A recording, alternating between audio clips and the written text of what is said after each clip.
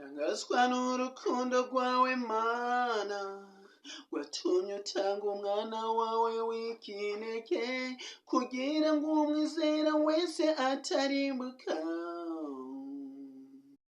ahubwo ahabwe ubugingo buhoraho.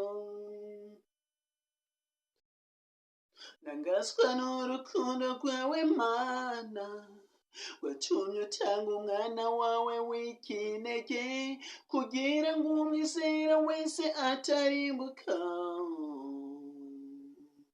ahubwo ahabwe ubugingo buhoraho. Urukundo rwawe Yesu, sinabona uko nduvuga, gusa ruratangaje.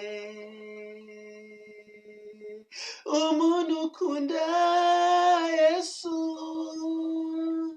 ntiwakemera karohama, oya ntibishoboka.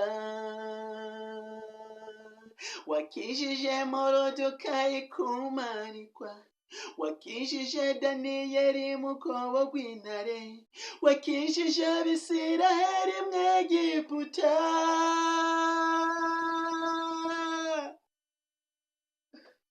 Mana urakomeye, Mana uratangaje.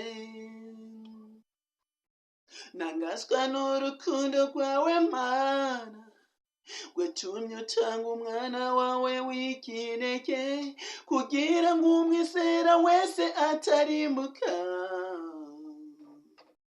ahubwo ahabwe ubugingo buhoraho. Imana ni urukundo kandi natwe iradukunda, nitugera ikirenge mu cyayo. Kunda mugenzi wawe nguko wikunda, uzaba ukunze Imana yawe. Uko ushaka kugirirwa abari kugirira abandi, ubwo nibwo urukundo Imana ishaka, watumye utanga umwana wayo. Ntangazwa n'urukundo rwawe Mana, watumye utanga umwana wawe w'ikinege, kugira ngo umwizera wese atarimbuka, ahubwo ahabwe ubugingo buhoraho.